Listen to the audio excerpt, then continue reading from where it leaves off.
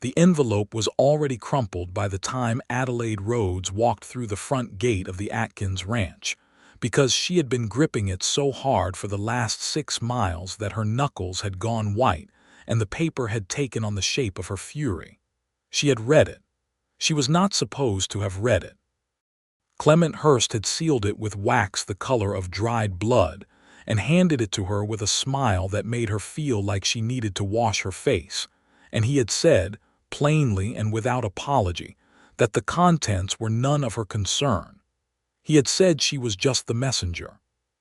He had pressed $3 silver into her palm and told her that was more than enough for a girl like her. She had ridden 6 miles on a borrowed horse with that envelope burning through the leather of her saddlebag, and somewhere around the 3rd mile, when the red dust of the Nevada basin had coated her throat and the October sun had hammered her shoulders flat, she had made a decision. She had pulled Hurst's horse to the side of the road, opened the envelope carefully with the thin blade she kept in her left boot, and read every word. Every single word. By the time she folded it again and tucked it back inside, her hands were not shaking from the cold. The Atkins ranch spread out before her now like something out of a painting a person might not believe was real.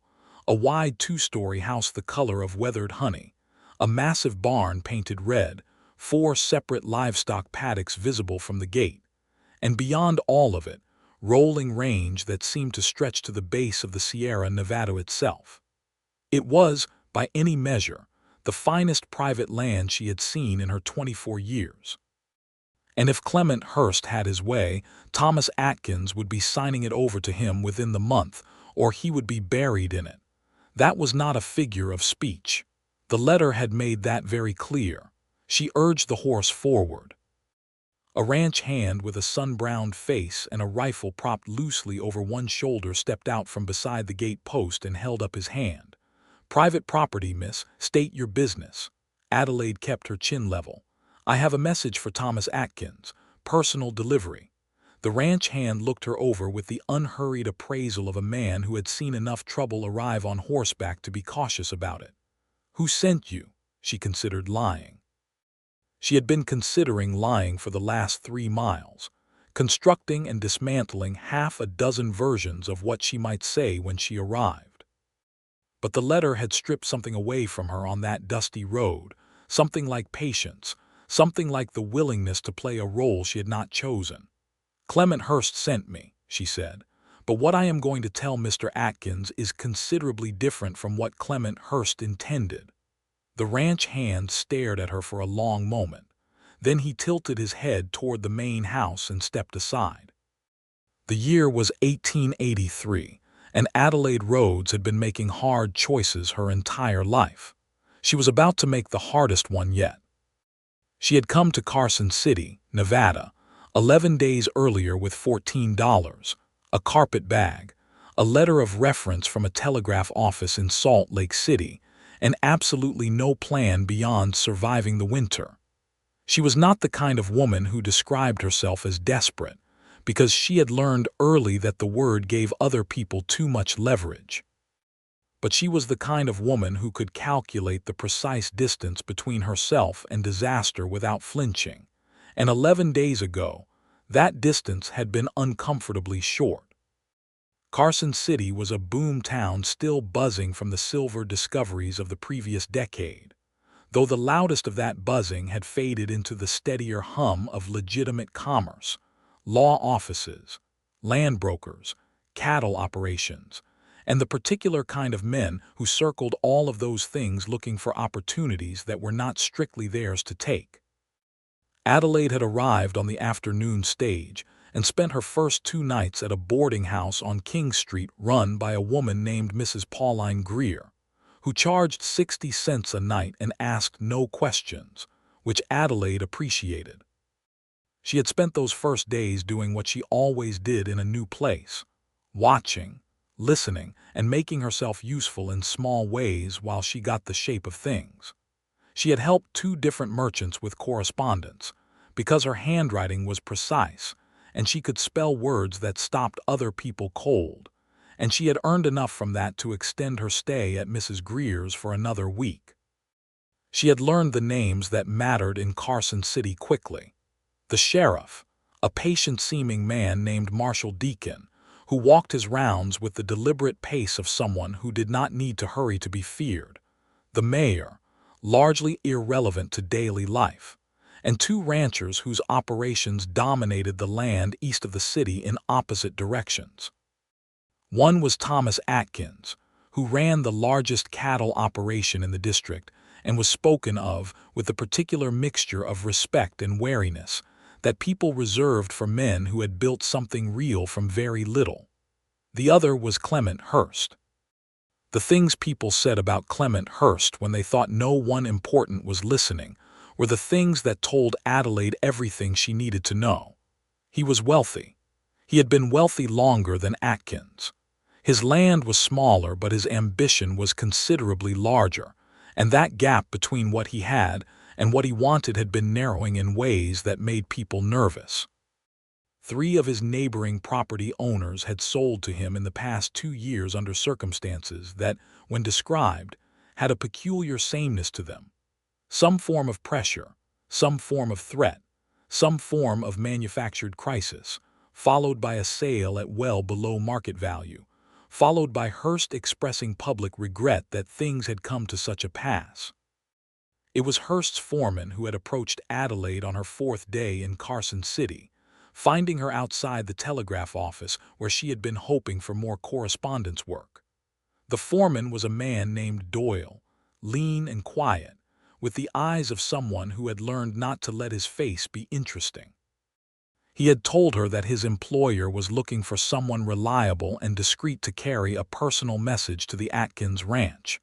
The pay was $3. She would be given a horse for the day. $3 was significant. She had said yes before she had fully thought it through, and she had regretted that immediately after, but she had not backed out because she had needed the money and had told herself, in the way one does when one is trying to quiet a bad feeling, that carrying an envelope from one man to another was not a moral position. It was a task. And then she had read the letter. The letter, written in Hurst's own hand, an educated hand which somehow made it worse, laid out a simple proposition. Thomas Atkins was to attend a meeting with Hurst's legal representative in Carson City within 7 days. At that meeting, he was to sign documents transferring the eastern quarter of his range, approximately 4,000 acres including the creek that supplied water to the majority of his herd, to Clement Hurst Land Holdings. In return, Hurst would not present to Marshal Deacon the sworn affidavit he had obtained from a man named Gideon Price, alleging that Thomas Atkins had been involved in a cattle theft operation that had cost 3 neighboring ranchers their stock 2 years prior. The allegation was almost certainly false. Adelaide had no direct evidence of this, but she had read enough of human nature in enough difficult places to recognize the architecture of a constructed trap. The affidavit from Gideon Price existed not because Gideon Price had witnessed anything, but because Gideon Price was the kind of man who would sign his name to whatever Clement Hurst put in front of him for the right price. If Atkins refused the deal, the affidavit would be filed. Hurst's letter was careful never to use a word like threat. It spoke of regret, of unfortunate circumstances, of the difficult position in which both men found themselves.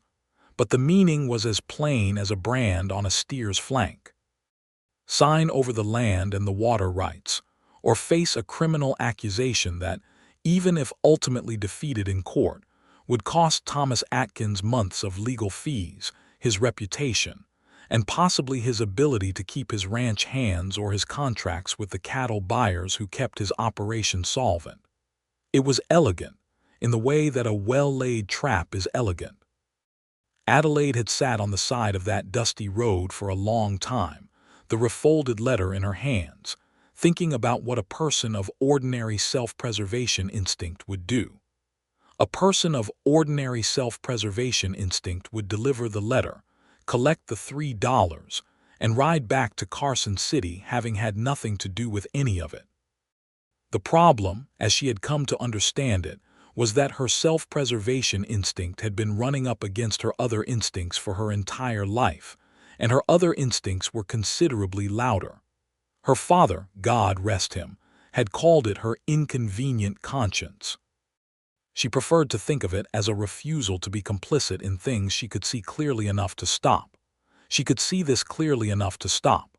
She knocked on the door of the Atkins ranch house and waited. The man who opened it was not what she had expected, though she would have been hard-pressed to say exactly what she had expected.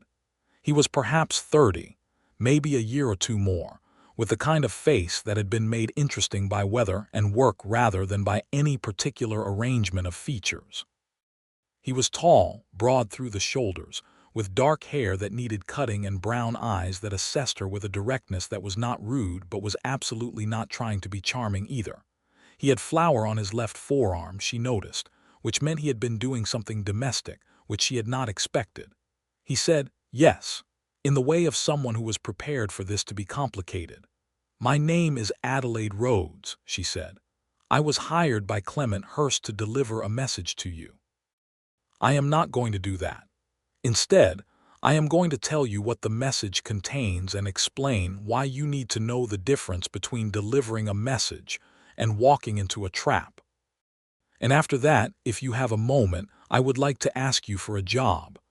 Thomas Atkins looked at her for a beat that stretched long enough to be interesting. He stepped back from the door. "You had better come in."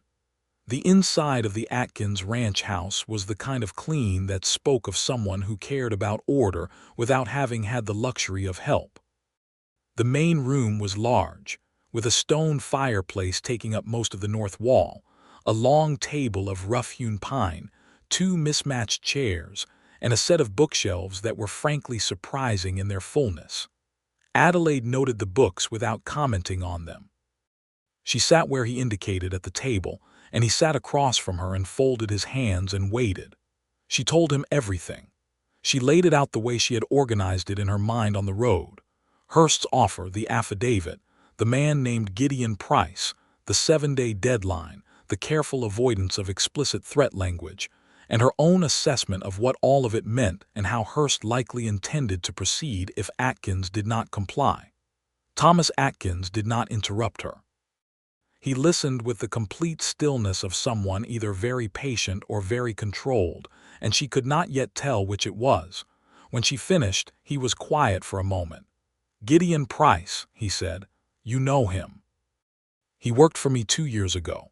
I let him go for stealing feed grain and selling it to a competitor.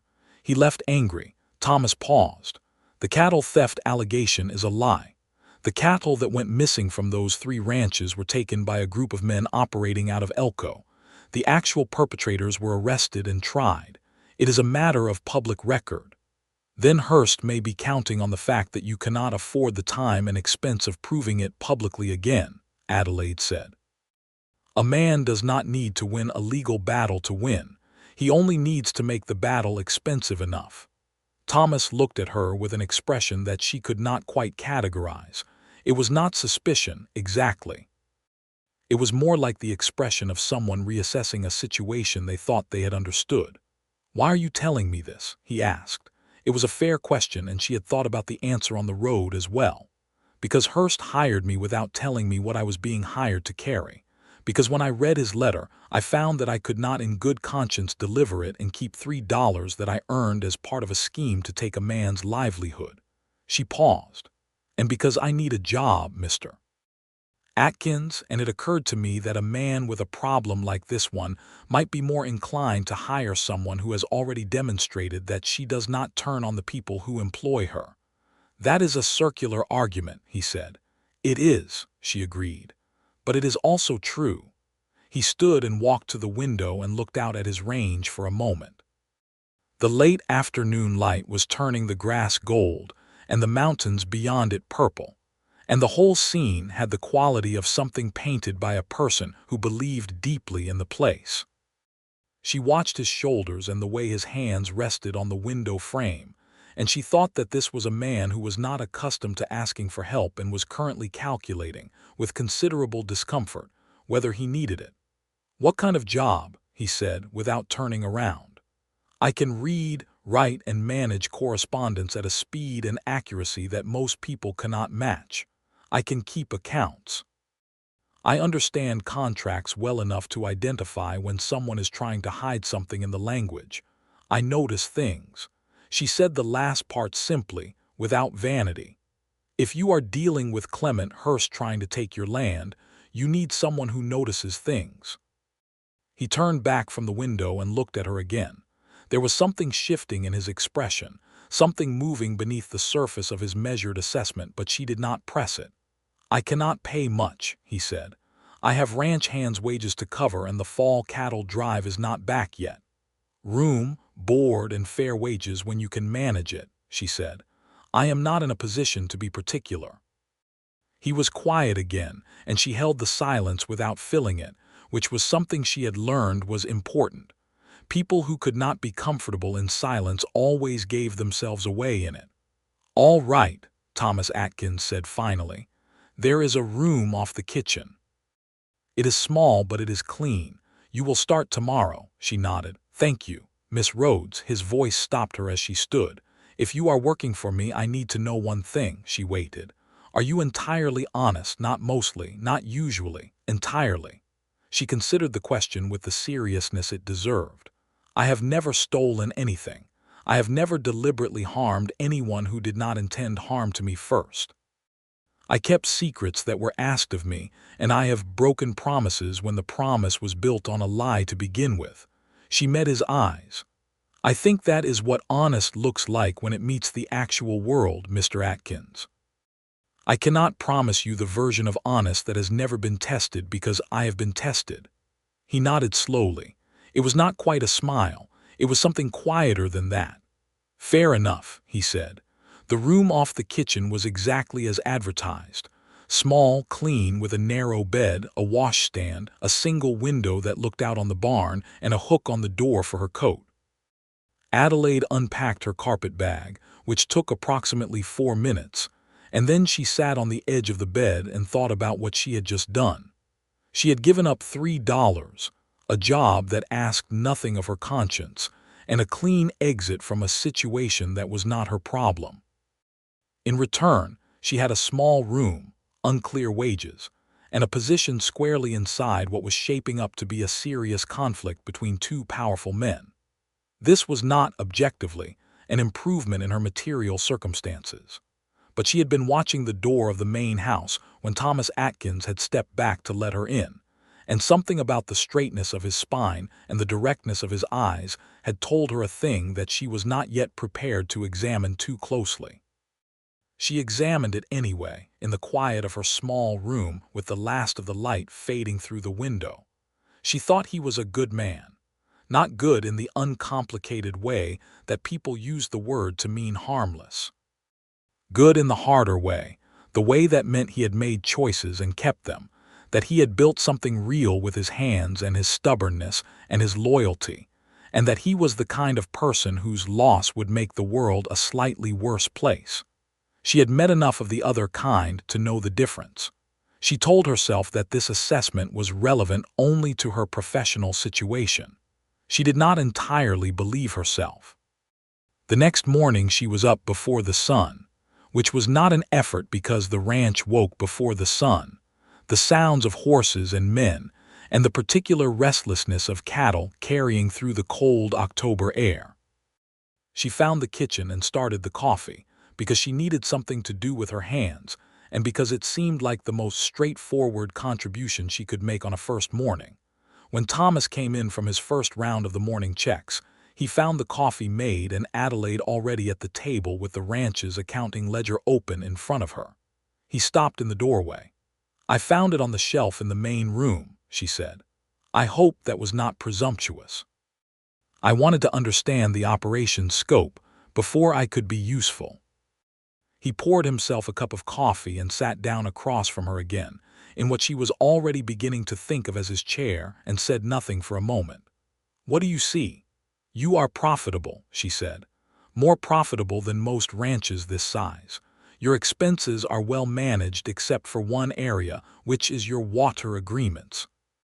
You are paying for rights to the creek that actually runs through your own land, which tells me someone renegotiated those terms with you at some point under circumstances that did not favor you. His jaw tightened almost imperceptibly. 7 years ago, I was new to the county. I did not understand the water law as well as I should have. Who holds the current rights agreement? He paused before answering. Clement Hurst. Adelaide set down her pen and looked at him. The morning light was coming through the kitchen window, and it caught the dust motes in the air between them and turned them briefly gold. He is not trying to take your eastern range because he wants the land, she said slowly. He already controls your water. I know, Thomas said. He is trying to take the land to complete the encirclement. If he has the eastern range and he already controls the creek rights, he can make your grazing land nearly useless during a dry season. I know that too, he said quietly. How long have you known? He looked at his coffee. Long enough. And you have not done anything about it. I have been trying to find a legal avenue to challenge the water rights agreement. My lawyer in Carson City has been working on it for 8 months. It is complicated. He paused. And I did not have anyone here who could help me understand the paperwork well enough to know what to look for. She looked at him for a moment. Let me see the water rights agreement. He got it.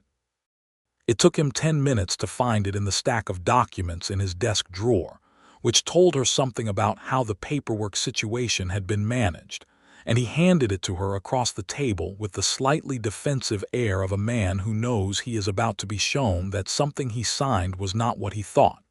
She read it carefully. Then she read it again.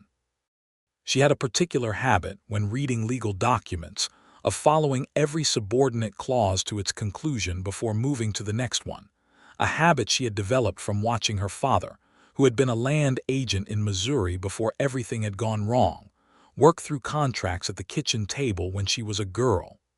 Here, she said after 20 minutes, and pointed to a clause on the 3rd page. Thomas leaned over to read where her finger indicated. He was close enough that she could smell hay and coffee and something that was simply the outdoors on him, and she kept her attention deliberately on the paper. What does that mean? He said. It means, she said carefully, that the water rights revert to the primary landowner in the event that the holder of the agreement fails to maintain the agreed-upon irrigation infrastructure on the property. She looked up at him. Has Clement Hurst been maintaining the irrigation infrastructure specified in this agreement? Thomas stared at the clause. Something was happening in his face, a slow, complicated rearrangement of things. No, he said. The channel on the north end washed out 3 years ago and he never repaired it. I just redirected my own waterway around it. Do you have any documentation of that? A letter, a note, anything that establishes the date the channel failed and establishes that Hurst did not repair it. He was already getting up from the table. He came back with a letter from his own hand that he had never sent, a draft of a complaint he had written to Hurst about the channel, dated 2.5 years ago, and 2 letters from his own ranch hands that described the situation in the course of other correspondence. It was not a perfect evidentiary record, but it was the beginning of one. Adelaide sat back in her chair and felt something that she identified after a moment as satisfaction. Your lawyer needs to see this today, she said. Today is Sunday. Tomorrow, then. First thing. Thomas was looking at the draft letter in his hand with an expression that was doing something complicated and quiet. I wrote this and never sent it because I thought I did not have a legal leg to stand on. He shook his head. I have been operating for 2.5 years on the assumption that I had already lost. You had not lost, Adelaide said. You just did not have anyone looking at the right paragraph. He looked at her then, and there was something in his eyes that was different from the careful assessment of the day before. It was warmer than that and more complicated than that, and she did not look away from it, but she did not let herself lean into it either, because she had been at this ranch for less than 12 hours and she was a practical woman. Miss Rhodes, he said. Adelaide, she said before she could stop herself. A beat. Adelaide. He said her name like he was establishing the weight of it. Thank you. I have not done anything yet, she said. It is a long way from one paragraph in an old agreement to a successful legal challenge. "You have done more than you know," he said. He got up to go and she went back to the ledger, and she was very careful not to watch him walk out. The next several days established a rhythm that surprised her by being both productive and, in ways she did not have good language for, deeply pleasant. She worked in the mornings on the accounts and the correspondence that had been piling up unanswered in a basket on the desk, letters from cattle buyers, from a feed supplier in Sacramento, from the county recorder's office about a survey dispute. Thomas's handwriting, she discovered, was perfectly adequate, but he had been answering maybe one letter in four, not from negligence but from the sheer volume of everything else that demanded his presence, and the pile had grown to a point where he had started avoiding looking at it. Adelaide did not avoid things that needed doing. She worked through the basket methodically, drafting responses in a clear and professional hand, setting aside anything that required Thomas's specific knowledge or decision, and handling the rest herself. By the end of the third day, the basket was empty and 3 separate business matters had been moved forward that had been stalled for weeks. Thomas came in on the evening of the third day, read through what she had done, and was very quiet for a moment. "The feed supplier has been overcharging me," he said, looking at one of her letters. "I noticed the discrepancy in the invoices and raised it in the letter," she said. "He will either adjust his pricing or you have grounds to take your account elsewhere. Either way, you will not be paying inflated prices after this." He set the letter down carefully. "How did you learn all of this? The accounts, the contracts, the law?" She hesitated for just a moment. "My father was a land agent. I used to help him with his work from the time I was old enough to hold a pen. And after he died, I found that the skills were more valuable than most of the other options available to me." She kept her voice even. "I have done a great many kinds of work to keep myself going. This is what I am best at." He was quiet for a moment. There was the fireplace between them and the evening settling outside the windows and the low, familiar sounds of a working ranch going to rest. "How old were you when you lost him?" 17. "Did you have other family?" "A brother. He went west the same year and I lost track of him." She said it plainly because she had had years of practice making hard facts sound like simple ones. Thomas did not offer any of the useless sympathies that people sometimes offered, the God's plan variety or the at least varieties. He simply said, "That is a hard thing," with a directness that acknowledged the weight of it without trying to lift it away, and she found that she preferred that enormously. "What about you?" she said, because the conversation had settled into a kind of mutual ease that made asking feel natural. "Parents died of fever when I was 22, he said. "I had already been working this land for 2 years by then. My father bought the original acreage, but he was sick most of the last years, so I ran it from early on." He looked at the fire. "No siblings, just this place." "Just this place," she repeated. "But you love it." He looked at her with a directness that was startling in its honesty. "Every acre," he said. "I know that sounds—" He stopped. "It does not sound like anything except true," she said. He held her gaze for a moment and then looked back at the fire, and they both let the quiet settle around them, and Adelaide thought that this was perhaps the most comfortable silence she had been inside in a very long time. She was in significant trouble. She knew that clearly and chose to note it and move on. The meeting with Thomas's lawyer, a careful and meticulous man named Elliot Marsh who practiced out of a modest office on Carson Street, took place on Monday morning, 4 days after Adelaide's arrival. Thomas had asked her to come along, and she had gone. Marsh received them in his office with the politely skeptical air of a man who has learned not to expect good news, and he looked somewhat surprised when Adelaide laid out the reversion clause and the documentation they had assembled. He read it all twice. Then he took off his spectacles and set them on his desk. "This is actionable," he said. "It is genuinely actionable. The question is whether we can move quickly enough to get an injunction or a declaratory judgment before Hearst makes his next move." He looked at Thomas. "You said Hearst has given you a 7-day deadline on the other matter." "The affidavit of Gideon Price," Thomas said. "Yes." "We file on the water rights today," Marsh said, replacing his spectacles with the air of a man who has decided to be interested in a problem. That immediately changes the legal landscape. If Hearst is simultaneously attempting to extort you with a false affidavit, he is taking a considerable risk that the two matters will be presented together in a way that is very unflattering to him. "Can we also address the Price affidavit directly?" Adelaide asked. Marsh turned to look at her with the particular look that men of his profession sometimes gave to women who asked direct legal questions. He reconsidered, visibly, the precise quality of the question she had just asked. "We can file a preemptive affidavit from Mr. Atkins establishing the public record of the actual cattle theft prosecution in Elko," he said. "And we can request that any affidavit from Gideon Price be cross-referenced against his known history of employment and any previous legal difficulties." "Does Price have a previous legal history?" "I can find out," Marsh said, with the satisfied tone of a man who has just been given a useful direction. They left his office 2 hours later, having set in motion several things, and Adelaide stood on the Carson Street boardwalk in the October light, feeling the particular buoyancy that came from having moved something that had been stuck. Thomas was standing next to her, looking up the street with his hat brim tipped back slightly. "I do not know how to adequately thank you for this," he said. "You are paying me," she said. "That is how you thank me." He glanced at her sideways, and there was something at the corner of his mouth that was almost a smile. "Is that the only way?" She felt the warmth of that question in her chest, which was inconvenient.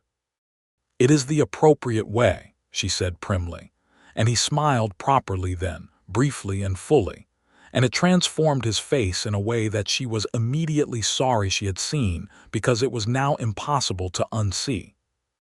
They rode back to the ranch in the comfortable quiet that had been developing between them, and Adelaide looked at the land going gold and rust in the October afternoon, and thought that if she had to be tangled up in a dangerous situation in a difficult place, she could have chosen considerably worse company to be tangled up with. The problem with Clement Hearst did not wait patiently for their legal strategy to unfold. On Wednesday, 2 days after the meeting with Marsh, one of Thomas's fence lines on the eastern boundary was cut. It was not done clumsily or accidentally. Someone with wire cutters had systematically opened a section of fence line nearly a quarter-mile long, and by the time it was discovered, 40 head of cattle had drifted through the gap and onto the open range beyond. Thomas and 3 of his hands spent the full day rounding them up. Adelaide spent the day at the ranch house managing the correspondence and the accounts, but she also did something else. She went carefully through the legal survey maps she found in Thomas's document drawer and compared them to the water rights agreement, looking for anything she might have missed. She found 2 more points of interest that she marked for discussion with Marsh. When Thomas came in that evening, tired and dust-covered and carrying the particular kind of anger that is the cold and quiet kind, she had coffee ready and the survey maps laid out on the table. He looked at the maps and then at her and said, "You have been busy."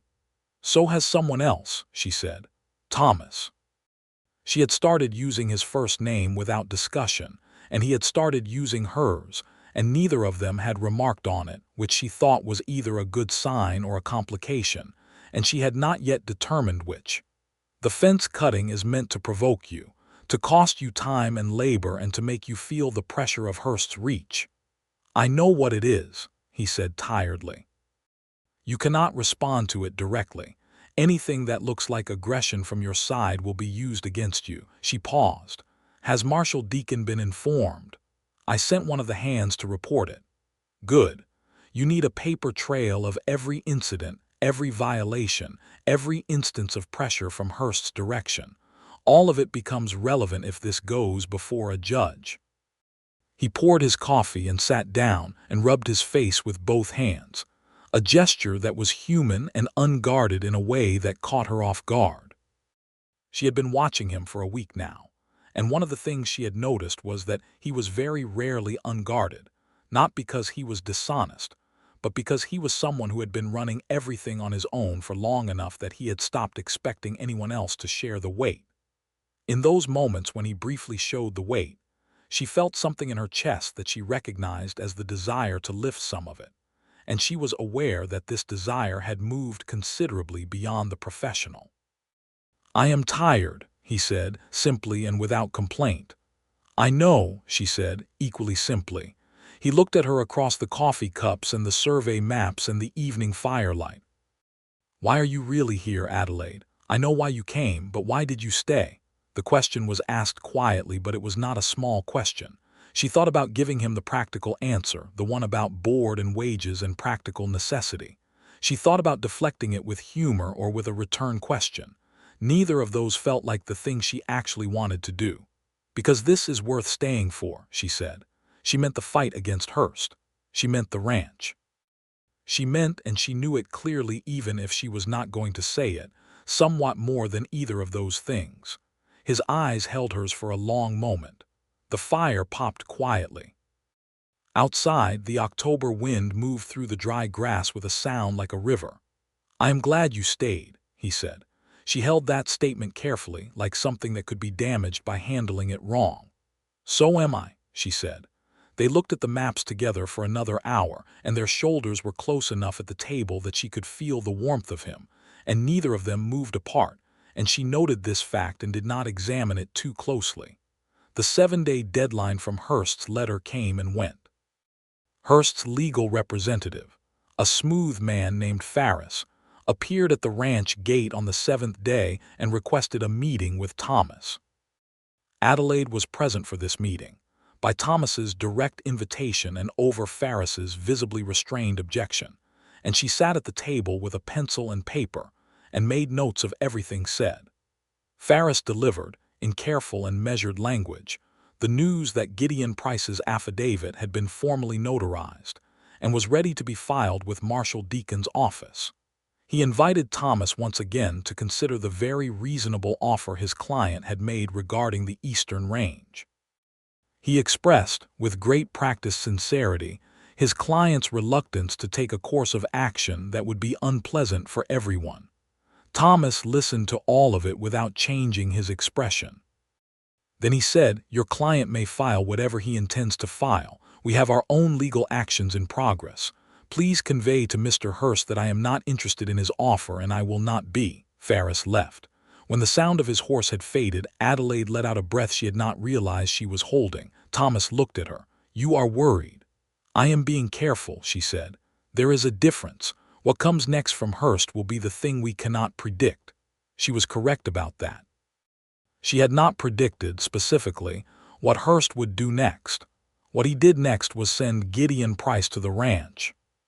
Price arrived on a Thursday afternoon, alone and on foot, which was strange enough that the ranch hand at the gate sent word to Thomas before letting him through.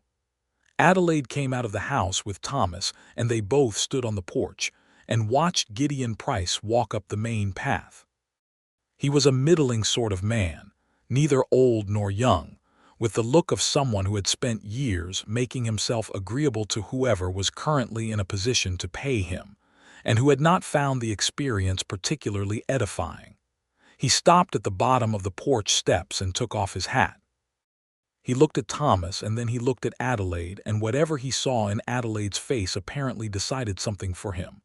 "I need to talk to you," he said to Thomas. "Then talk," Thomas said. Price looked at Adelaide again. "It is private." "Miss Rhodes stays," Thomas said in a tone that did not offer discussion. Price swallowed and turned his hat in his hands. "Hurst told me the affidavit would just be used to make you negotiate," he said finally. "He said it would not go to a court. He said he just needed something to hold over you, and then he would pay me and it would be done." Adelaide said nothing. Thomas said nothing. They both waited. "He is going to file it for real," Price said.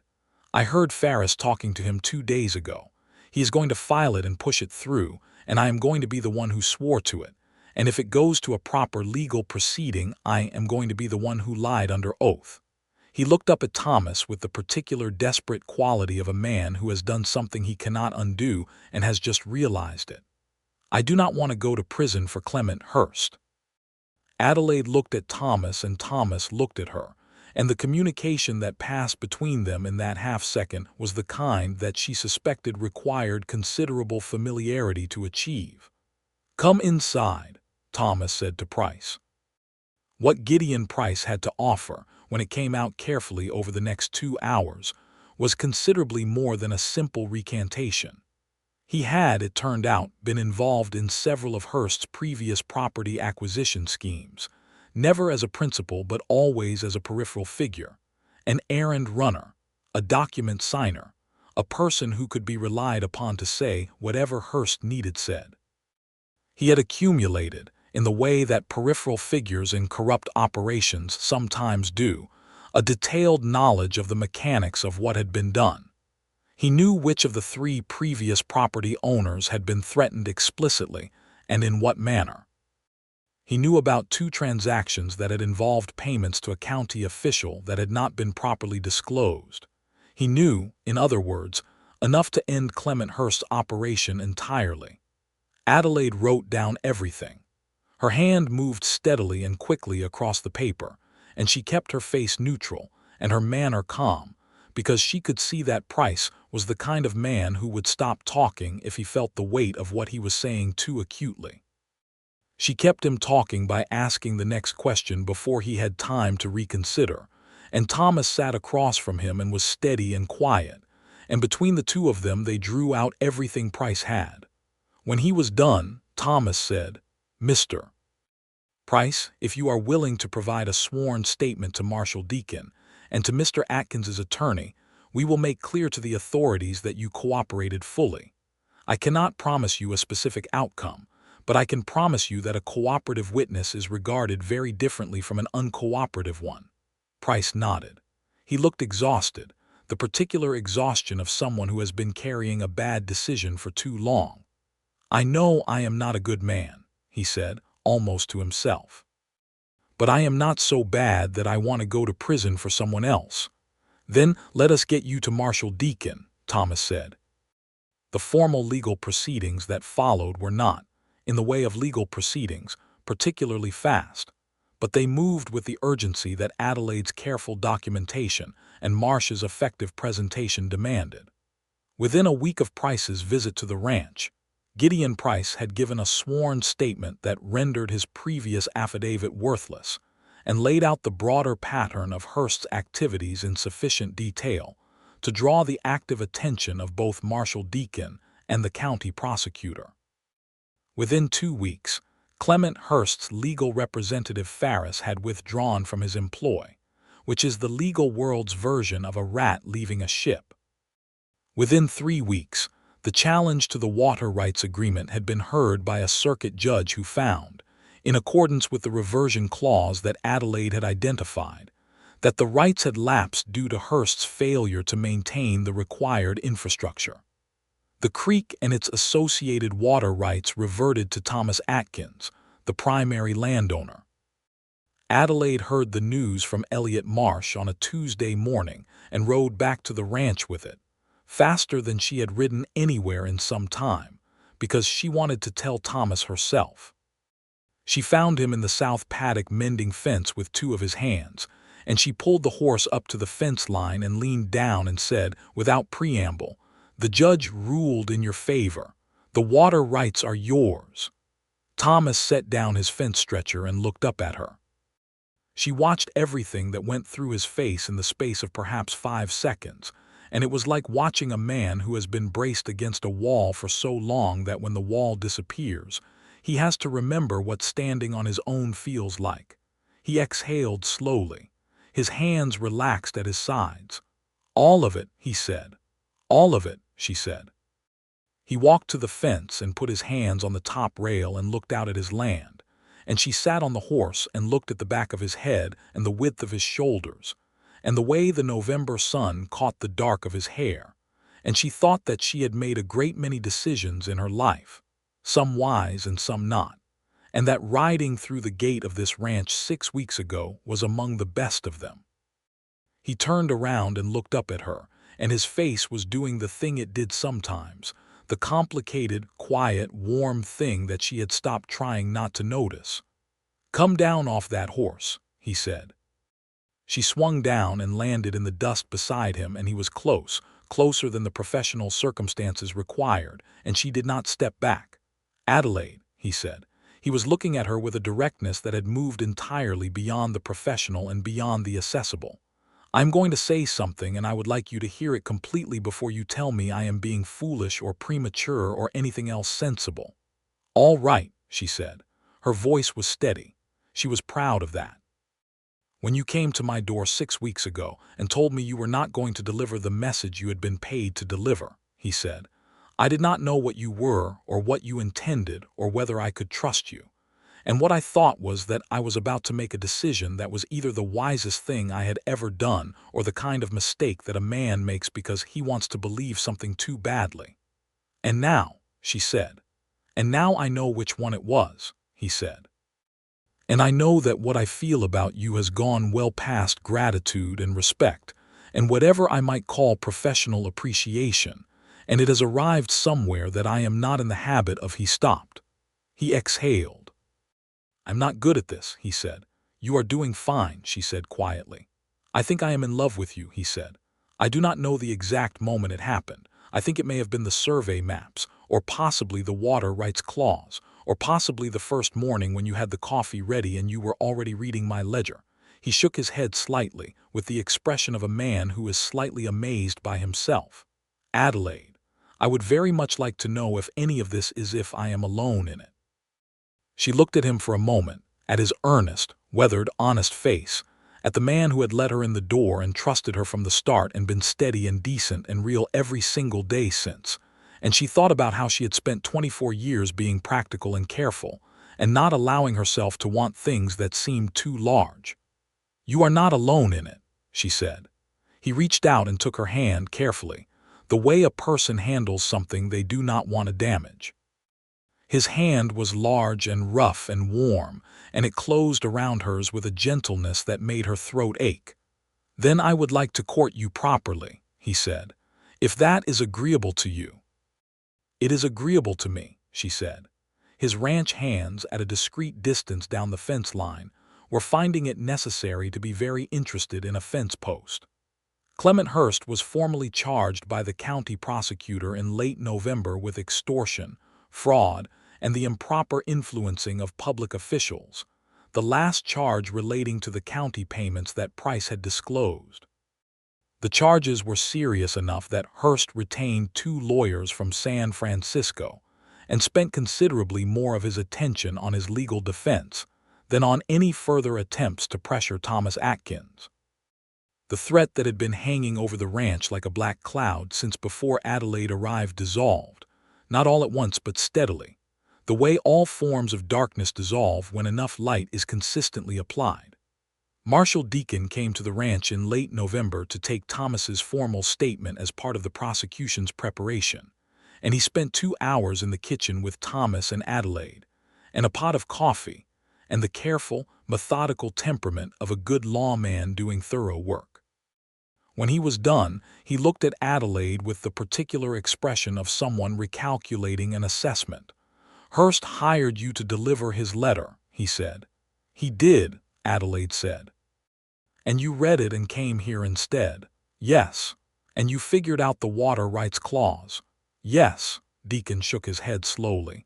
"Miss Rhodes," he said, "you have been more useful to this county than most people I could name." He stood and put on his hat. "I do not say that easily." She thanked him and he left, and Thomas, leaning against the kitchen counter with his arms folded, was watching her with the expression she had come to recognize as the one he wore when something was making him privately deeply happy. "Stop," she said. "I have not said anything," he said. "You have that look." "What look?" "The one where you are pleased about something and you are deciding whether to say it." He pushed away from the counter and crossed the kitchen and stood in front of her, close enough that she had to tilt her head to keep his eyes. "The look," he said, "is because you are extraordinary and because every day I am more grateful than the day before that you came through my gate." She put her hand flat on his chest, over his heart, and felt the steady, strong beat of it under her palm. "I am glad the gate was open," she said. He covered her hand with his, and they stood there in the kitchen, with the winter light coming through the window and the warmth of the fire at their backs. And he leaned down and kissed her for the first time, careful and deliberate, and full of everything that had been building between them. And she felt it from her hand on his chest all the way to the floor. December arrived with a cold snap that frosted the windows of the ranch house and turned the early mornings to silver. Adelaide found that winter at the Atkins ranch had a particular texture to it, quieter than the other seasons, with the cattle moved to the closer pastures, and the pace of outside work slowed to essential maintenance, but full of the internal work of planning and accounting and preparation for the year ahead. She thrived in it. She had always done her best work in enclosed spaces with clear goals and enough complexity to keep her mind engaged. And the combination of Thomas's ranch records, his contract renewals, and the ongoing legal matter with Hearst provided more than enough complexity. She also found, to her own surprise, that she had become quietly part of the texture of the ranch itself. The hands, 4 of them full-time and 2 seasonal, had absorbed her presence with the pragmatic acceptance of working men who care primarily about competence and fair dealing, and since she had demonstrated both, they had nothing against her. She knew their names and their coffee preferences, and which of them had wives in town, and which of them had horses that needed watching for a particular foot problem. And they knew that the correspondence got answered, and the payroll was always accurate, and that Miss Rhodes was not a woman you tried to manage. Thomas courted her with the same honest, unhurried directness that he applied to everything else in his life, and she found it exactly right. He did not overwhelm her with dramatic gestures. He brought her things he thought she would find interesting: an unusual rock from the far east pasture that had a vein of quartz running through it like a river, a book from the Carson City Lending Library, because he had heard her mention an interest in history, a wildflower she would not have expected to find in November, growing stubbornly in the shelter of the south barn wall. He asked her questions about herself with the kind of genuine curiosity that she had rarely encountered, questions that showed he was listening to her answers and storing them and thinking about them later. She told him about Missouri and her father and the years after, the series of positions she had taken in telegraph offices and land offices and mercantile establishments, working her way west one contract at a time, always moving when a place stopped offering anything new, always traveling light. She had been in Salt Lake City for 8 months before Carson City, and before that Denver, and before that Kansas City. She had been moving for 7 years since her father died, and she had become so accustomed to moving that she had stopped noticing she was lonely until she was somewhere that made her stop. "Is this somewhere that makes you stop?" Thomas asked her one evening, the question asked with a carefully casual tone that did not entirely hide the weight behind it. She looked at the fire and the bookshelves and the table where she had become accustomed to working and the window that showed her the barn and the mountains beyond, and she thought about the smallness of her room and how it had come to feel, over the weeks, not small but sufficient, exactly the size of what she needed. "Yes," she said. "This is somewhere that makes me stop." He let out a quiet breath and reached across the table and covered her hand with his, and that was all.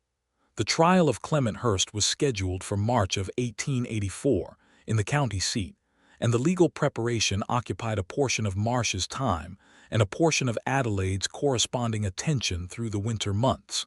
They were required to provide documentation, organize their materials, and prepare for the possibility of testifying. Adelaide approached all of it with the same methodical precision she applied to everything, and if the prospect of standing up in a formal legal proceeding and recounting everything she had done from reading Hearst's private letter onward gave her any private anxiety, she managed it quietly and did not let it become visible. Thomas noticed it anyway. He was, she had discovered, very good at noticing things about her, which was both gratifying and occasionally inconvenient. "You are worried about the testimony," he said, one February evening when she had been reading through her notes with slightly more intensity than the situation required. I am being thorough, she said. Those are not mutually exclusive, he said. He sat down beside her instead of across from her, close, in the way he had been doing more often recently. What specifically worries you? She set down the notes. I read his letter without permission, she said. I opened a sealed document addressed to someone else. That is, strictly speaking, a questionable act. You opened a sealed document in order to prevent extortion and fraud. Intent does not always determine legal outcome, she said. He looked at her. Marsh has already addressed this. Your opening of the letter is not what is on trial. The contents of the letter are what is on trial. I know, she said. I know that rationally. What is the irrational part? She was quiet for a moment. The irrational part is that I am accustomed to making decisions alone and accounting for them alone, and I am not entirely accustomed to the experience of being supported in them afterward. It makes me feel strange when I am defended. He was quiet for a moment, absorbing this. Strange in what way? Like I might have allowed myself to need something, she said carefully. And then if it disappears, it does not disappear, he said. You cannot promise that. I can, he said. He turned toward her fully, and his face was completely serious, the careful, measured, genuine seriousness that she had come to trust more than she trusted most things. Adelaide, I'm not going anywhere, and I am not going to stop supporting you or defending you, or he stopped. I am building towards something here. I want to say it correctly. She waited. Her heart was doing something considerable in her chest. I would like you to stay, he said, permanently, not as an employee. Not as he stopped again, and this time what crossed his face was something that looked like the particular nervousness of a man who is about to make himself entirely vulnerable, and she had not seen that on him before. I want to ask you to marry me, Adelaide. And I know it is winter and the timing is complicated and there is still the trial and all the rest of it. And if you need time or if this is too fast, I will absolutely— Thomas, she said. He stopped. Yes, she said. A beat. Yes, you need time, or yes. Yes, I will marry you, she said. And her voice was steady and warm and certain in a way that she had not felt about very many things in her life. He looked at her with that complete, open, unguarded expression, the one she had seen in glimpses before and had now seen fully for the first time, and it was wonderful. He reached out and took her face in his hands gently and kissed her with the warmth of a man who has been granted something he was not entirely sure he deserved and intends to be worthy of it. I do not have a ring, he said against her hair, a moment later. I do not need a ring, she said. You will have one, he said firmly. A proper one, but not tonight. Tonight I just needed to know. Now you know, she said. She felt his arms come around her, and she let herself lean into the solid warmth of him. And she thought that 7 years of moving west from one temporary thing to the next had been, without her knowing it, the long way toward exactly this. They were married in March of 1884, in the Methodist Church in Carson City on the Saturday before the Monday that Clement Hurst's trial was scheduled to begin. Elliot Marsh served as a witness. 2 of the ranch hands came in their best clothes and looked uncomfortable and pleased. Mrs. Pauline Greer, who had been Adelaide's landlady in those first days, and who had maintained a friendly acquaintance with her through the months since, sat in the third pew and cried in the way of women who feel strongly about the proper resolution of things. Adelaide wore a dress she had purchased at the dress shop on Musser Street, blue-gray wool that caught the light in a way that suited her, and Thomas wore his good dark suit and had gotten his hair cut. And when they stood at the front of the small church in the cold March light and said the words, she said hers clearly and without trembling, because she meant every word of them, and certainty has a way of steadying a person's voice. He put the ring on her finger after the ceremony, a simple gold band with a small oval of turquoise, the stone picked, because he said it was the color of the sky over the Nevada basin in the hour before sunrise when everything was still clear and possible. She looked at it on her hand and felt something settle in her chest that she thought might simply be the sensation of being home. The trial of Clement Hurst began on Monday. Adelaide sat behind the prosecutor's table with Elliot Marsh's documents organized precisely, and Thomas sat beside her, and they were both called to testify on the third day. She gave her testimony with a clarity and precision that she could see impressed the circuit judge, who was a sharp-eyed man from Virginia City who had no patience for anything unclear. She described what she had read, what she had done, and why, and she held nothing back. When cross-examined by Hearst's expensive lawyers from San Francisco, she answered every question directly and watched their attempts to rattle her fail with the mild satisfaction of someone who has been through considerably worse. Gideon Price testified on the fourth day and was terrible on the stand in the way that genuinely remorseful people sometimes are, broken and halting, and without the polished affect that makes a good witness. But the truth of what he said was undeniable. The documentation was undeniable. The pattern of behavior, laid out across multiple transactions and multiple victims over nearly a decade, was undeniable. Clement Hearst was convicted on the extortion charge and the fraud charge on a Thursday afternoon in late March. The county official involved in the undisclosed payments was separately charged. The three ranchers who had sold their properties under duress in previous years had their cases reviewed, and in two of the three, they were ultimately able to pursue civil remedies that partially compensated them for what they had lost. When the verdict was read, Adelaide did not cheer or make any outward demonstration. She wrote down the verdict and the date in her small notebook with the same precision she applied to everything. Thomas, beside her, put his hand over hers and held it, and she turned her hand and held his back. Spring came to the Atkins ranch, and with spring came the particular explosion of work that Thomas's land demanded. The cattle were moved back to the outer pastures. Fence lines were checked and repaired. The creek, now fully in their control and no longer subject to any external agreement, ran clear and high from the mountain snowmelt, and Adelaide stood at its bank one April morning and watched the water go by and thought about water rights and legal clauses, and one specific paragraph on a third page that had changed the shape of everything. Thomas came up behind her and put his arms around her from behind, which was still 4 weeks into their marriage, something that made her feel warm all the way to her feet. "What are you thinking about?" he said. "Water rights," she said. He laughed, a warm sound against her hair. "Always working." "I was also thinking about the fact that it is a beautiful morning," she said, "and that I am very happy." He held her a little tighter. "Good," he said. "So am I." She had taken to the physical work of the ranch alongside the administrative work, which had surprised Thomas initially and delighted him subsequently. She was not, she would freely admit, experienced at anything involving livestock, but she was a fast learner and had no pride about asking for instruction. And by late spring she could manage a fence repair, help with the branding, and ride well enough over the ranch's terrain that the hands had stopped worrying about her on horseback. She had also, quietly and without making a project of it, begun teaching literacy to two of the younger hands who could barely read, holding informal lessons at the kitchen table in the early evenings.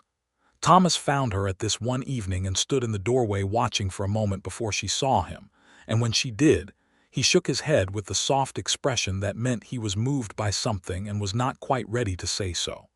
"You cannot help it," he said later. "Help what?" "Making things better," he said. "For everyone around you, you cannot help it." "They needed something and I was able to provide it," she said. "That is not a personality trait, that is arithmetic." "It is absolutely a personality trait," he said fondly. She was pregnant by summer, a discovery made in early June that she registered with the same practical calm she brought to most things, and that Thomas received with a depth of emotion he clearly had not been prepared for. He was not a demonstrative man in the way of men who speak their feelings readily, but she had learned the vocabulary of his expressiveness, the specific quietness of the moments when he was most moved, the way he found reasons to be close to her, the way his hand found the small of her back as though pulled there by something independent of volition. He built a cradle during the summer evenings, working at it in the barn by lamplight after supper, and she sometimes sat nearby reading while he worked, and the sound of him sanding the wood and the smell of cedar and the lamplight pooling around both of them became one of her most beloved memories of that first year, a memory of the particular luxury of peace. The baby was born in February of 1885 in the big bedroom of the ranch house, attended by the midwife from Carson City and by Thomas, who proved under the circumstances to be exactly what she had known he would be: steady, calm, present, and the person she most wanted within reach. Their son arrived on a Tuesday morning in the gray pre-dawn cold, and when she first heard him cry, she felt the sound of it somewhere very deep inside herself. Thomas held him first. She insisted on this, and watched his face as he looked at their son, and the expression on Thomas Atkins's face in that moment was the most beautiful thing she had ever seen. He stood there in the lamplight of their bedroom with a newborn in his careful hands, looking at the impossible small face of his son, and she thought she had never in her life been more grateful for a choice she had made. They named him William James Atkins, after Thomas's father. The seasons of William's early life were the seasons of a ranch in full productive operation, and Adelaide found that motherhood and the management of the ranch's business affairs were more compatible than she might have predicted, because she had never been someone who did one thing at a time. William grew through his first year surrounded by the particular richness of a working landscape, carried on his father's back through morning rounds, put down for his nap in the kitchen, while his mother went through the ledgers, introduced early to horses, and the smell of grass and the faces of men who were rough and weather-beaten, and who looked at him with the gentle surprise that large, tough men sometimes show around very small babies. Thomas expanded the herd that second year, investing the profits from the previous fall's cattle drive, and the money they had not had to spend on legal defense after the water rights were secured, and he consulted Adelaide on every significant decision as a matter of course, because he had learned in the first months that she saw things he did not see, and that the combination of her analytical precision and his practical experience produced better outcomes than either alone. She had stopped thinking of herself as someone passing through. Somewhere around the time she had stood at the creek in April with the spring water running past and felt the land anchor her. But it was in the second year of their marriage, watching Thomas teach William, not quite 1 year old, to put his hand flat on the nose of the oldest and gentlest of the ranch horses, that she felt it settle into something permanent. She was not passing through. She was arrived. Late in 1885, a letter reached the ranch that stopped Adelaide's breath for a moment when she opened it. The return address was San Francisco. The handwriting was not one she recognized immediately, but when she unfolded it, the signature at the bottom made her sit down slowly. Her brother's name was Martin Rhodes, and he had been west for 7 years without a word reaching her. And here was his name at the bottom of a letter that said he was alive and working as a dockhand in San Francisco, and had tracked her down through a Carson City post office inquiry that had taken him 6 months. He wrote awkwardly and briefly, and said only that he had heard she was married and settled, and that he was glad for it, and that he would like to write to her if she was agreeable. She sat at the kitchen table with the letter in her hands for a long time. Thomas came in and saw her face and sat down across from her without asking, which was one of the things she loved most about him. She handed him the letter and he read it. "Write back," he said. "I do not know what to say," she said. "I have spent 7 years not knowing if he was alive." "Start with that," he said. "Tell him you spent 7 years not knowing if he was alive and that finding out he is amounts to something remarkable." She looked at Thomas with the depth of feeling that she had long since stopped trying to describe or contain, the feeling that had grown from the first morning of clear-eyed recognition in his kitchen to something that had the kind of roots that go very deep and hold in difficult weather. "How do you always know what to say?" she said. "I do not," he said simply. "I just know what is true." She wrote back to Martin that evening and the correspondence began, and in time it became a steady thing. Letters exchanged monthly across the distance. her brother's awkward handwriting gradually becoming less awkward as the years went on. Until eventually Martin came to Carson City on a Thursday in the summer of 1887 and stood at the gate of the Atkins ranch with a carpet bag and a tentative expression. And Adelaide walked out to meet him and found that he was 26 years old and had their father's eyes, and that 7 years of separation collapsed into nothing the moment she put her arms around him. Thomas shook his hand and offered him a meal and a room without ceremony, and by the following day, Martin had helped Thomas with the morning fence check and had spent an hour sitting on the porch with William on his knee. And the ease of it, the naturalness of it, made Adelaide think about how unlikely all of it had been and how it had happened anyway. Martin stayed 3 weeks and left with an invitation to return whenever he wished, which he did, twice a year from then on, and the gap between his visits grew shorter as the years went on. The years from 1885 onward were full.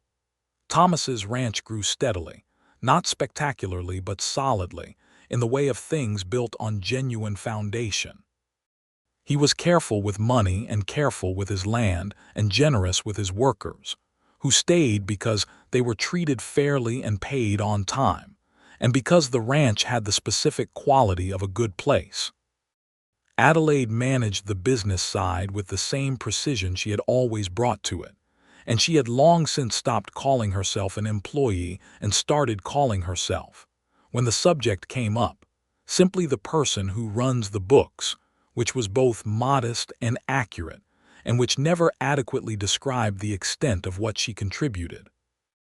William grew with the specific confidence of a child who has been loved straightforwardly without excess or shortage. A serious small boy who had his father's directness and his mother's habit of noticing things, who asked questions about everything and sat very still when he was listening to answers, which at age 3 and 4 and 5 was remarkable enough that it regularly drew comment from visitors. He was 6 years old when his sister was born in 1891, a girl they named Catherine, after no one in particular, and because the name seemed to fit the specific person who arrived, loud and opinionated and immediately extremely interested in everything. Adelaide looked at her newborn daughter with the same depth of feeling she had felt with William, and thought that she had not known, at 24, standing in the dust outside a telegraph office in Carson City with $14 and a carpet bag, that any of this was coming. She had not known this was a possible version of her life. She thought that was one of the genuinely remarkable things about being human, that the version of your life that turns out to be real can be entirely invisible from where you are standing when you are starting. Thomas sat beside her on the bed with Catherine in his arms, looking exactly as he had looked with William, with that particular overwhelming tenderness that he never tried to make smaller, and he looked at Adelaide with eyes that held 5.5 years of married life and everything they had been through and everything they had built, and he said, "Thank you." "For what specifically?" she said, because she liked to be precise. "For coming through my gate," he said. "For reading a letter you were not supposed to read. For warning me instead of delivering a threat. For asking for a job." He paused. "For all of it." She reached up and touched his face, this face she knew better than any other, the face that had been weathered and made more interesting by the years since she had first seen it in a doorway, and she thought about the 7-day deadline and the crumpled envelope and the red dust of the road and the decision she had made on a borrowed horse 6 miles from a gate she had never been through. "You gave me a room and a job when you did not know me at all," she said. "You trusted me first." "I did," he said. "Best decision I ever made." "1 of 2, she said, looking at Catherine in his arms. 3, he said, with a nod toward the window where William was visible in the yard outside, attempting to explain something at length to one of the ranch dogs, who was listening with apparent earnestness. She laughed, and the sound of it filled the room and went out through the open window into the Nevada afternoon, and Thomas smiled, and Catherine, startled by the laugh, opened her dark eyes wide and looked at the world with the expression of someone who has just arrived and intends to have opinions about it. The Atkins Ranch entered its most prosperous decade in the early 1890s, as the Nevada cattle market stabilized, and the operation's steady quality reputation earned them contracts with buyers from San Francisco who paid premium prices for well-managed stock. Thomas hired 2 additional full-time hands, and Adelaide hired a woman named Rosa, who came from a family in the Carson Valley, and who managed the household with an efficiency that freed Adelaide to spend more of her time on the expanding business correspondence.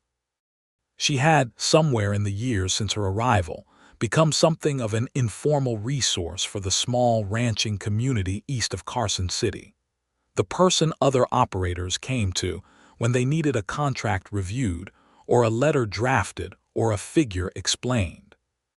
She did not charge for most of this, though she sometimes accepted small kindnesses in exchange, and she was aware that this had given her a specific standing in the community that was hers independent of being Thomas's wife, which mattered to her in a way she could not entirely explain, but did not try to argue herself out of. Thomas understood this without being told. He had been understanding it since the first morning. In 1893, Elliot Marsh retired from his legal practice and recommended to Thomas a young lawyer named Henderson, who was new to the county and was, in his professional manner, clearly attempting to figure out the specific dynamic of the Atkins operation. He sat across from Thomas at the initial meeting and directed most of his remarks to Thomas, in the way of men who are not sure yet how to read a room, until Adelaide corrected a legal citation he had made precisely and without emphasis, and after that he adjusted his approach and addressed them equally. Thomas, she noticed, did not look remotely surprised by any of this. He never did. William started school in Carson City in 1891 and took to it immediately, as they had both expected, and was by his 3rd year distinguishing himself particularly in arithmetic and history, which Adelaide considered a vindicating combination. He was a serious, kind child, gentle with his sister and respectful of the ranch hands in the way of a boy who had been raised around working men and understood that work deserved respect. He was also, by the time he was 10 and 11, developing a genuine love of the land itself, spending his after-school hours with his father on the range with a purposefulness that made Thomas's face do the thing it did when he was deeply moved and not going to say so. Adelaide watched this from the distance of the porch sometimes and thought about the word legacy and what it meant when the thing you built was not just an operation, but a set of values passed from one pair of hands to another. Catherine, in contrast, loved horses above all else and was, by the age of 4, already demonstrating an affinity for them that alarmed the less observant and fascinated everyone else. She would not be managed around horses. She would only be permitted to manage herself around them, which she did with a confidence that was arguably disproportionate to her size but never, as it turned out, disproportionate to her skill. Thomas watched his daughter with horses with an expression of pure delight that Adelaide found wonderful. The children grew. The ranch grew. The seasons turned their particular cycle of heat and cold and green and gold, and the creek ran clear through the land that was entirely and permanently theirs, and the mountains stayed purple on the horizon in the evenings, and Adelaide Rhodes Atkins, who had come through a gate with a warning and a question, built a life in this place that was everything she had been moving toward without knowing it. On the 20th anniversary of her arrival at the Atkins Ranch, which she and Thomas calculated from the October day in 1883 when she had pulled a borrowed horse up to the gate, they sat on the porch in the cool evening air with the sunset going extraordinary colors over the Sierra Nevada, and Thomas poured them each a glass of the decent whiskey he kept for occasions, and they sat in comfortable silence for a while. William was 27 years old and running the day-to-day operation with a competence that made Thomas's gradual stepping back possible without the ranch losing anything. He had married a steady, warm-hearted woman named Louise the previous spring, and Louise was already at Adelaide's private observation, the best kind of addition to a family, the kind that adds without diminishing. Catherine was 18 and studying in Carson City, something that had taken 2 years of negotiation and a significant reshaping of how Adelaide thought about what the next chapter of her daughter's life might look like, but which felt, now that it was happening, entirely right. Catherine wrote home every week, letters that were vivid and specific and strongly opinionated in the way of Catherine's spoken conversation, and Adelaide read them at the kitchen table with a pleasure that she recognized as the pleasure of seeing a person fully become herself. Thomas refilled their glasses and looked at the mountains. 20 years, he said. Longer than that, she said. I was at Mrs. Greer's boarding house for 11 days before I came to your gate. So 20 years and 11 days. Approximately. He shook his head slowly, the quiet, wondering shake of a man looking back at a long road. Do you know what I thought when you first knocked on my door? You said you thought it might be either the wisest decision you had made or a mistake, she said. That is what I thought approximately 30 seconds after I opened it, he said. In the first second, before any of that, I thought you were the most determined-looking woman I had ever seen in my life. She laughed. I was gripping that envelope like I was trying to strangle it. You were, he said, and your chin was at that angle. He tilted his head at the particular angle she tended toward when she was making a decision she was not going to back down from, and she recognized it immediately and laughed again. I had made a choice, she said. I needed to go forward with it before I thought myself out of it. And now, she looked at the mountains and the land and the light going to gold over everything. She thought about a narrow room off a kitchen and a ledger on a shelf, and a water rights clause on the third page of an agreement that no one had read carefully in years.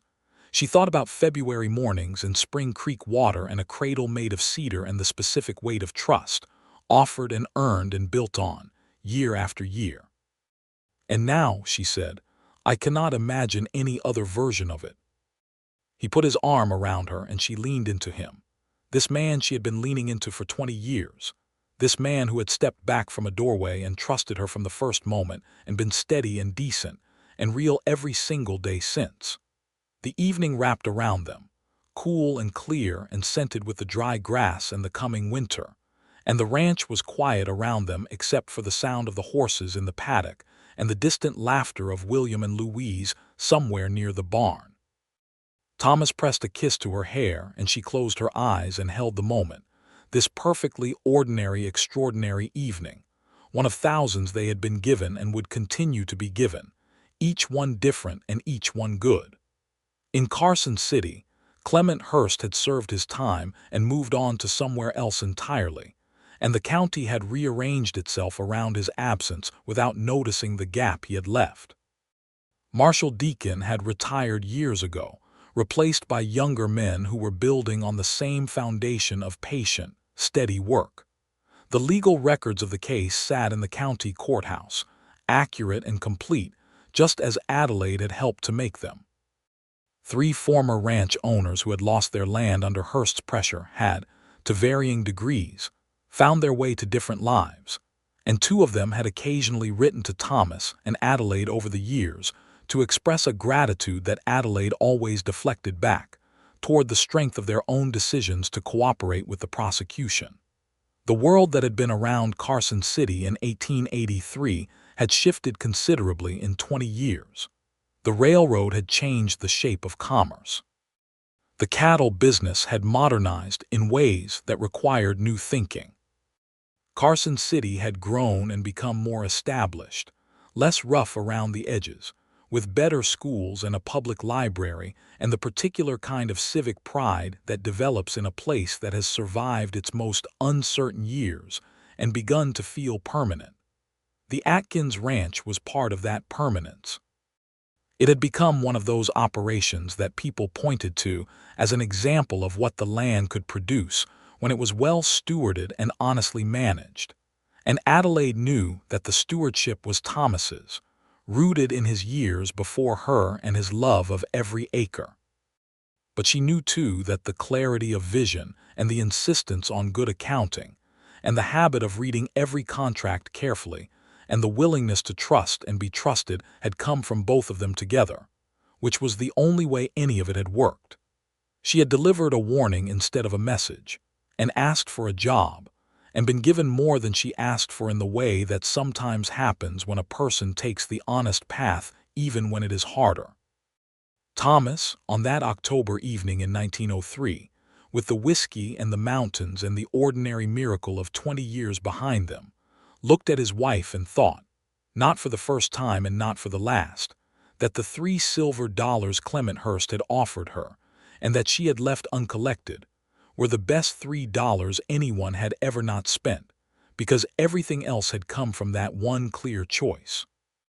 Adelaide looked at the gate in the distance, just visible in the fading light, the gate she had ridden through in a borrowed horse with a crumpled envelope in her saddlebag, and a conscience that would not stay quiet. She was glad it would not stay quiet. She was glad the gate had been open. She was glad for all of it, every single day, in the specific and abiding and permanent way of a woman who has found exactly where she belongs and knows it without any doubt at all. The creek ran clear. The mountains held their shape against the sky. The ranch house stood solid and warm, with its light coming through the windows and the smell of supper from inside and the sound of family somewhere close. Thomas's hand was warm in hers, and the stars were coming out one by one over Nevada, and Adelaide Atkins looked at all of it and was home.